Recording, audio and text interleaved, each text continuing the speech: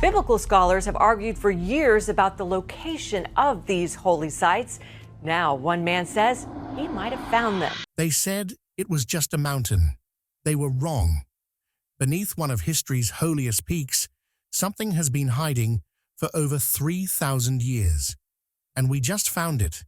A cutting-edge drone, armed with radar 100 times more powerful than conventional systems, completed a scan that archaeologists are calling unprecedented. What emerged from the data sent shockwaves through the scientific community, hidden beneath tons of ancient rock-like structures that defy natural explanation. Chambers, corridors, geometric precision that couldn't exist without human hands. This changes everything we thought we knew about the Exodus. Smash that like button and subscribe right now. You won't believe where this discovery leads. Here's what makes this so earth-shattering. The location isn't the mountain you learned about in Sunday school. We're not talking about the tourist-friendly peak in Egypt's Sinai Peninsula, where St. Catherine's Monastery sits. The radar pointed to something far more controversial, a remote, heavily guarded mountain deep in Saudi Arabia's northwestern desert, a place the government has sealed off from researchers and cameras for decades. Why the secrecy? What are they protecting? When the drone's ground-penetrating radar sliced through layers of bedrock, it didn't just map the surface. It revealed architectural fingerprints buried in the depths, straight-edge walls, enclosed spaces, and mathematical patterns that nature has no ability to produce. These aren't rocks shaped by wind and erosion. These are constructions. And if the analysis holds, we're looking at physical proof of events that billions of people believe happened, but that science has never been able to verify. The mountain where Moses stood, the place where divine law was supposedly delivered to humanity. It may have finally been found. What the drone found. The drone did something remarkable when it flew over the mountain. It didn't just take pictures of what you can see on the surface. Its powerful radar went deep into the solid rock and found something hidden underneath. Straight lines, buried rooms, and patterns that are clearly man-made, not natural. This is the first time we've had real, solid data that could settle an argument that's been going on for centuries.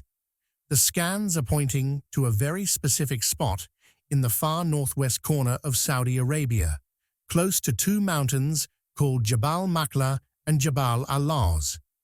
This discovery has fired up discussions that had basically been stuck for years because the area is so remote. The government controls access tightly, and academics have been fighting about it forever. Why some believe it's in Arabia, people who think Jabal al-Lawz is the real Mount Sinai start with what the Bible actually says. In his letter to the Galatians, the Apostle Paul clearly writes that Mount Sinai is in Arabia. Supporters say he wasn't being poetic or symbolic. He was giving a real location. They argue he was saying the mountain is outside Egypt's borders, across the water, in the land that ancient people knew as Arabia. The Moses story backs this up too. After Moses ran away from Egypt, where did he go? Midian, which is east of the Gulf of Aqaba. That's where he saw the burning bush. So if Moses already knew about this mountain of God in that area, doesn't it make sense that when the Israelites escaped Egypt and crossed the sea, they would head straight to that same mountain? The physical features of the mountain make the case even stronger. The top of Jabal al-Lawz has rocks that are unusually dark, almost like they've been burned. This is totally different from the light-colored granite on all the other mountains around it. People who believe this is Mount Sinai point to Exodus 19, which talks about the mountain shaking, smoking, and burning when God came down on it. At the bottom of the mountain, there's this huge boulder that's split completely in half with a smooth groove running between the two pieces. And here's the weird part. The area around it shows signs that massive amounts of water once flowed through there, even though it's one of the driest places on Earth today. Believers say this is the rock Moses hit in Exodus 17 to get water. In front of the mountain, there's this gigantic flat area, big enough to hold a camp for millions of people. And running across it are long lines of stones that look like they're marking off boundaries. This matches what Exodus says about warning the people not to get too close to the mountain, or they'd die. There are other interesting things too. What looks like a man-made stone platform that some people think is the altar Moses built for the covenant ceremony. Not far from it is another structure that some connect to the golden calf story, and there are actually carvings of cows and bulls on rocks nearby. There's also a tall stone pillar standing by itself that some claim is one of the 12 pillars Moses set up for the 12 tribes of Israel. When you put all these pieces together, a lot of people think it's just too much to be a coincidence. It all lines up too perfectly with what the Bible describes. Why scholars aren't convinced. Professional archaeologists and historians push back hard against these claims, and they have good reasons. During Paul's time, the Roman Empire had a region called Arabia Petraea, and guess what? That area included the Sinai Peninsula. So when Paul said Sinai was in Arabia, he was probably just using the political map of his day, not pointing to what we now call the Arabian Peninsula. Language experts add another point. Way back in 2000 BCE, that's 2,000 years before the Common Era, Egyptian writings mention a place in southern Sinai called Thihat or Safet. Linguists say this is an early version of the name Sinai. So the name was connected to the Egyptian peninsula long before Moses was even born. But here's the big problem. Where are the artifacts from the right time period? There's no pottery, no tools, no writing, no traces of settlement from the late Bronze Age when the Exodus supposedly happened. The things people are pointing to could be from completely different cultures that came along hundreds or even thousands of years later. Scientists also say that dark rocks on mountaintops happen naturally. Boulders split on their own in the desert from weathering. Lines of stones could be old animal pens or property markers. And those so-called altars, they show no signs of ever being used for ancient religious ceremonies. How technology changed the game. For years, this argument went nowhere. Nobody could prove anything either way. Then technology changed everything.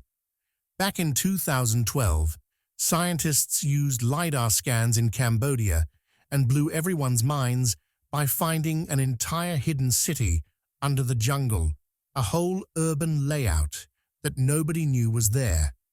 Now imagine that same kind of technology, but 100 times more powerful. Put it on a drone and send it over those remote mountains in Saudi Arabia that almost nobody can get to. That's exactly what happened in 2025, and it's completely changed how we're looking for Mount Sinai. The drone gave us data for the first time that points to one specific mountain. One mountain whose underground patterns match what the radar is showing. But now we have to ask, why that mountain? And who figured out this was the place long before we had the technology to prove it? The ground was already sacred. Here's something most people miss, but it's really important. In the book of Exodus, when Moses gets to the burning bush, the ground is already holy. It's not going to become holy, it already is holy. When Moses comes near the strange fire, the voice doesn't say, "This land will be holy." It says, "Take off your sandals, because the place where you're standing is holy ground. Notice that? The place is already holy. That means Horeb, the mountain of God, was a sacred place long before Moses showed up. So Moses probably didn't discover some unknown mountain. He walked into a holy site that already existed. Think about Moses' story. After he ran from Egypt, he ended up in Midian and married into Jethro's family. Jethro was a priest.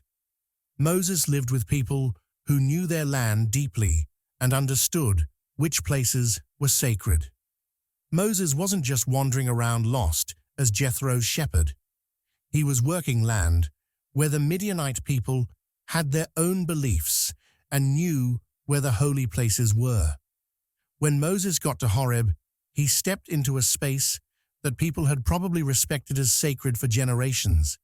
This idea that Moses found a mountain people already saw as holy makes even more sense when you look at what Christians did in that area centuries later, especially when they built St. Catherine's Monastery in the 4th and 6th centuries.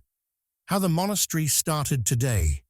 The monastery is one of the most famous symbols of the Moses story, but how it got started shows us how later generations shaped what people remember about the mountain. When Emperor Constantine the Great ruled, the way Christians thought about holy places completely flipped.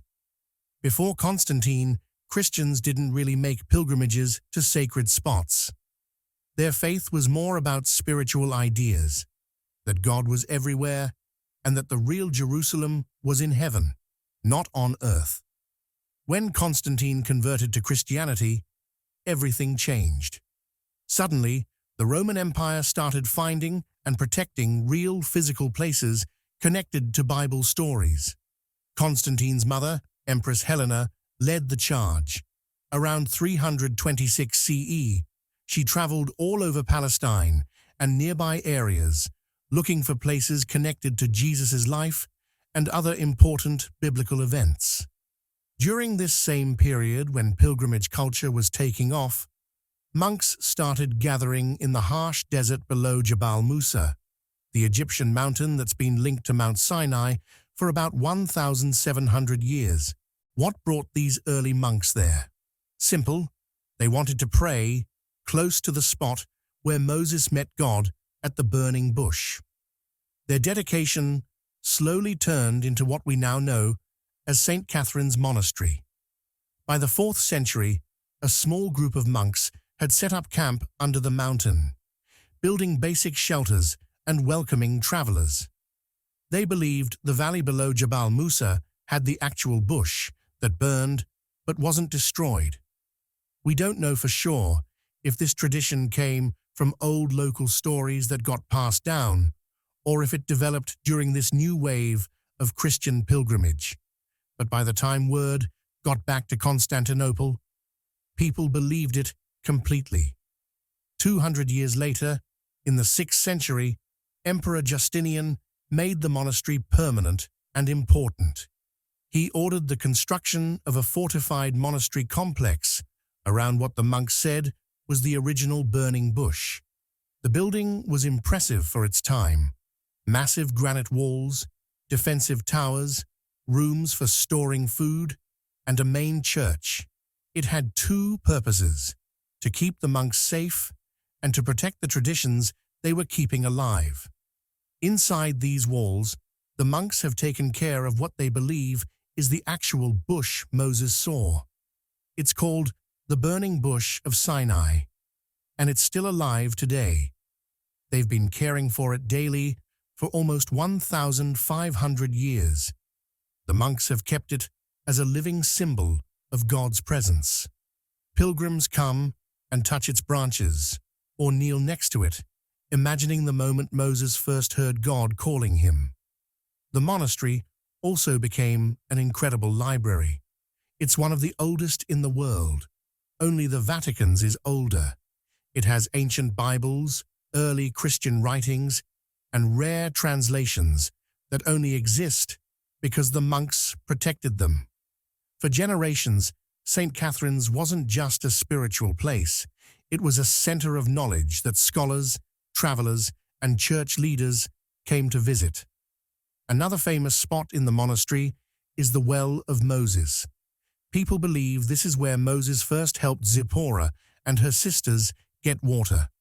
Pilgrims treat it with deep respect, imagining the moment Moses went from being an Egyptian prince to being a humble shepherd.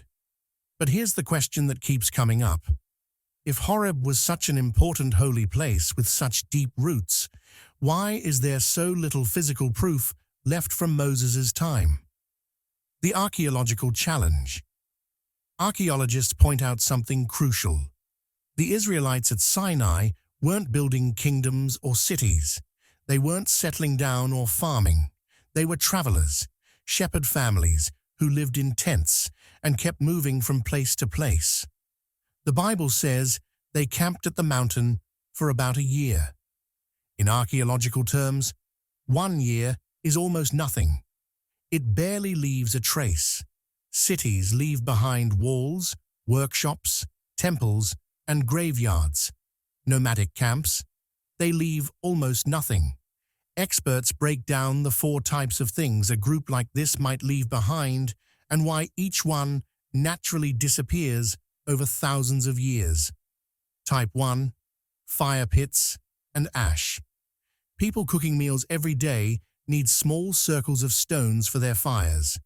But wind blows the ash away, rain scatters the stones, and animals walk all over everything. After thousands of years, these cooking fires leave almost nothing behind, maybe just a slight color change in the soil. In the desert, ash vanishes within 1 season.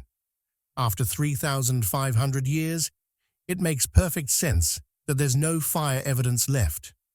Type 2. Tent pole holes and stone lines.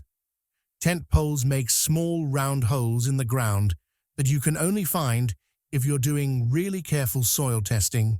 Stone lines that people use to guide animals or mark small areas are even harder to spot. Later shepherds, traders, and nomads mess them up or reuse the stones, wiping out the original patterns. Type 3. Broken pottery. Pottery is usually the best evidence archaeologists can find. But nomads didn't carry much, just basic bowls, a few jars, and simple cooking pots. When these broke, the pieces scattered all over huge desert areas. Over thousands of years, these fragments got completely mixed up with pottery from all the countless other travelers who came through, making it impossible to figure out which pieces belonged to which group. Type 4. Waste pits and latrines. Organic stuff completely rots away in open desert environments. Any human waste from the Israelites would have been completely destroyed ages ago by bacteria, bugs, and time. Even if there were once hundreds of cooking fires, thousands of pottery pieces, and lots of tent marks, they would have been spread out over a massive area. Over the centuries, that same spot was visited by Bedouin herders, traders, soldiers, pilgrims, and all kinds of other nomads, all leaving similar traces. Today, archaeologists find a mixed-up collection of remains from many different time periods, making it nearly impossible to pick out evidence from one single year-long camp. So the missing evidence is exactly what experts would expect from a mobile group that only stayed for a short time. The problem isn't that the Israelites didn't leave anything behind. It's that what they left looks exactly like what many other groups left. Put simply, the evidence isn't gone because it never existed. It's hidden because it's all mixed together with everything else. Why Egypt never wrote it down. There's another puzzle. Why didn't the Egyptians write about the Exodus? Egypt kept records of victories, kings, and wars, so it seems like they should have written about losing all their slaves, facing national embarrassment, and suffering a military disaster. Egyptologists explain why this thinking is wrong. Egyptian writing was basically royal propaganda, not honest history.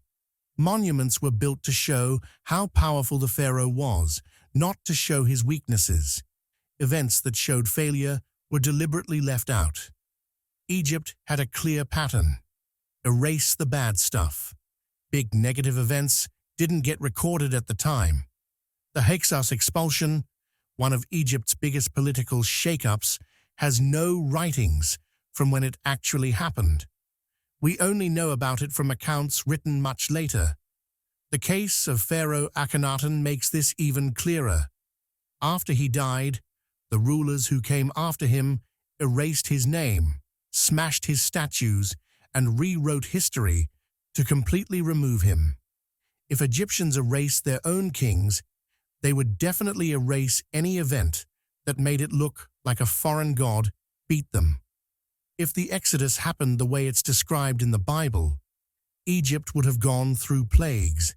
Their magicians would have failed, all the firstborn sons died, including the pharaoh's heir. There was mass panic, the slaves escaped, and the elite chariot force got destroyed in the water. No Egyptian scribe would ever write down events like that. It would be career suicide.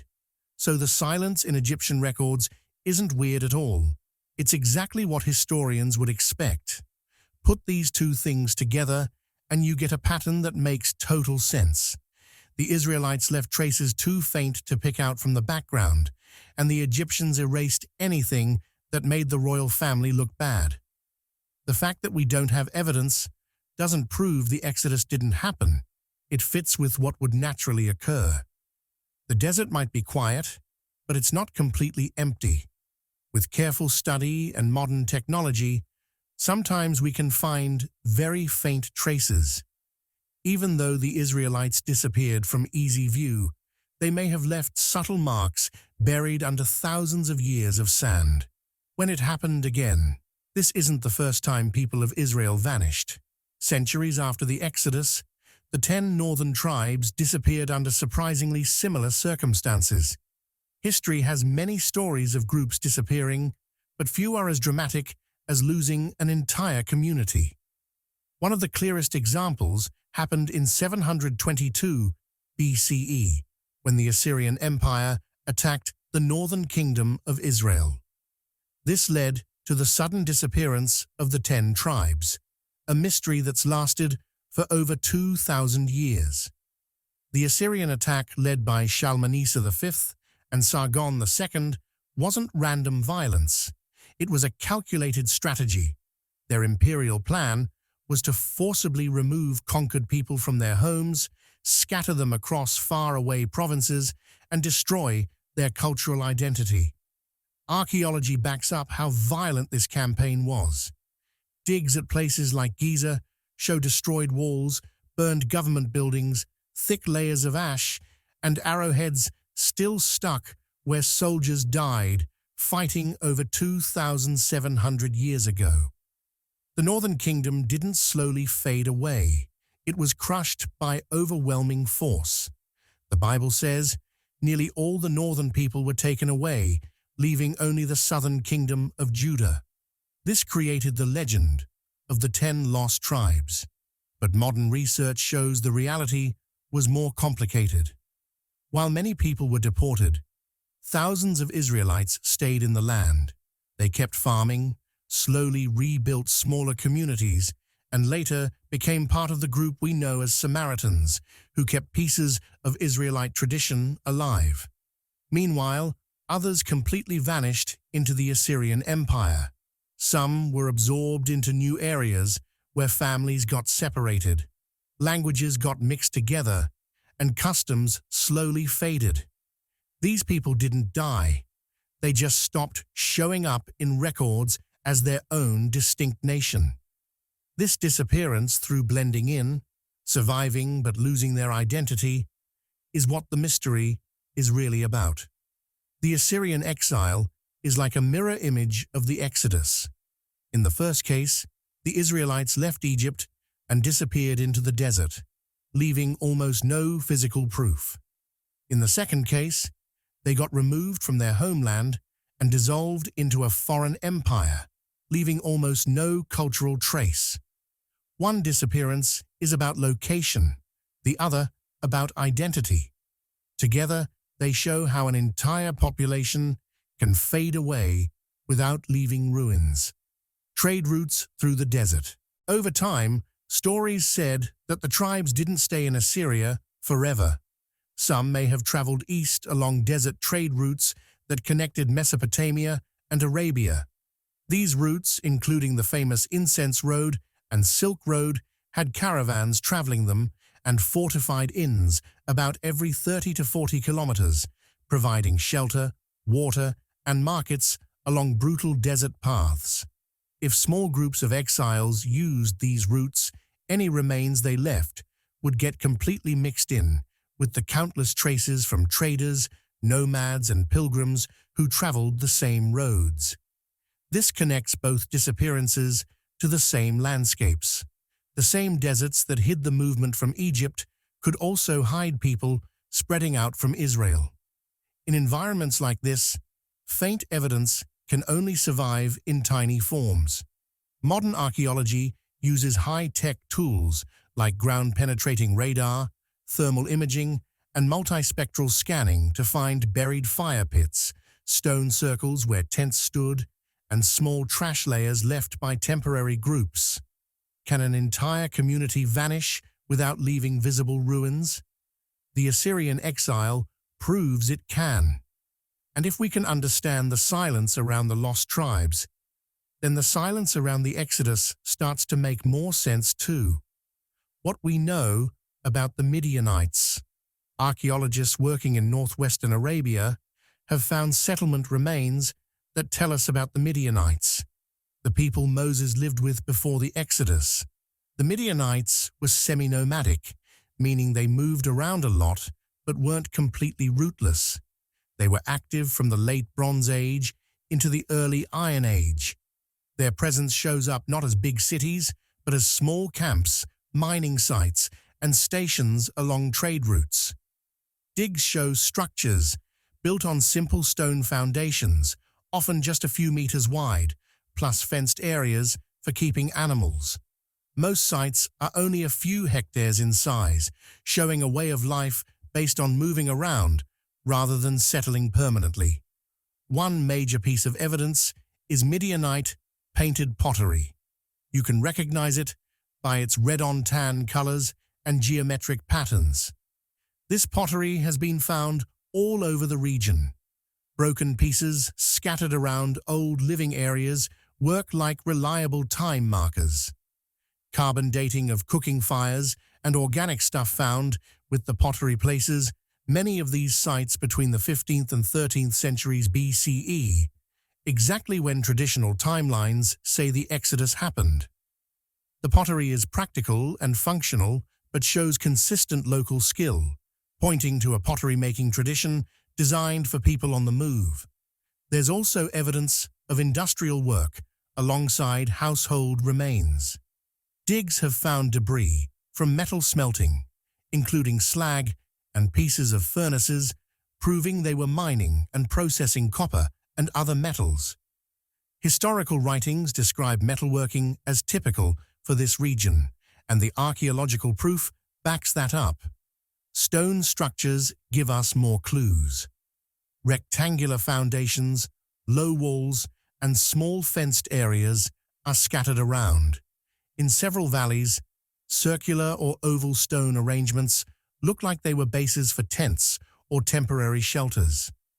How spread out they are shows a social structure built around family groups and small trading parties, not big centralized governments.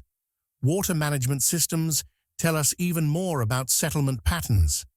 Archaeologists have found channels, water storage tanks, and stone-lined holes designed to catch seasonal rain.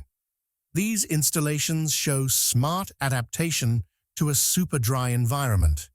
The biblical route of the Exodus mentions places like Elim, Rephidim, and Taberah. Archaeologists note these were probably seasonal camps, not permanent towns, which fits with how the Midianites lived. Sites that match up geographically with these locations have very little architecture, scattered pottery, and remains of fires, suggesting movement based on where they could find water, grazing land, and established trade paths. The mountain's name. The mountain's name gives us the earliest hint about why it was important long before the Israelites showed up. Some scholars trace the name back to Sin, the Mesopotamian moon god who was worshipped across Mesopotamia and by early Semitic groups. This suggests the mountain might have been used for moon worship centuries before the biblical story. Another explanation connects the name to the Hebrew word Seneh, which means thorn bush, bringing to mind the burning bush in Exodus. This idea says that local plants, especially acacia and other thorny bushes that catch fire easily, might have created associations with fire. A third theory places the mountain in the wilderness of Sin, a name that might refer to clay or mud, describing what the surrounding desert is like. Even though these meanings are different, each one points to the mountain being respected and used for religious or symbolic purposes long before the Israelites arrived. What's actually at the site? The Bible emphasizes how special the tablets given to Moses were. Exodus says they were written by God's finger, making them different from anything humans could make. The first set got broken when Moses found the Israelites worshipping the golden calf, breaking the covenant they'd just made. Physical traces that might connect to this story appear at the bottom of the mountain. Archaeological surveys have found stone platforms, enclosed areas, and foundations that could have been altars or ritual spaces, matching biblical descriptions of covenant ceremonies and sacrifices. Fire pits, stone-lined holes, and clusters of small stone arrangements point to temporary cooking areas and animal pens. Simple pottery pieces prove people were there, and scattered animal bones suggest either ritual activity or regular meals. Even though these remains are modest, they match what you'd expect from a mobile group doing religious ceremonies in the desert. The burning bush story might combine symbolic meaning with natural events. Thorny bushes like acacia have oils that catch fire easily, and desert conditions sometimes create fires from lightning or spontaneous combustion. This kind of burning could have seemed miraculous to ancient people. The mountain's overall importance is backed up by its geography. Its tall peaks, striking colors, and location along travel routes would have made it an easy-to-recognize landmark. Sacred mountains all across the ancient Near East were often gathering places for rituals, oath-taking, and watching the stars. Sacred across the ages. The mountains stayed sacred long after biblical times. Later traditions linked the site to prophetic activity, pilgrimage journeys, and eventually monasteries. Monasteries built from the 4th to 6th centuries CE show that people kept respecting this location. This continuous religious use over thousands of years suggests the mountain was sacred before the Israelites arrived, and that its ritual importance stayed alive through persistent cultural memory connected to its striking landscape. The combination of advanced technology, archaeological finds, and historical study keeps revealing new things about one of humanity's oldest and most enduring mysteries.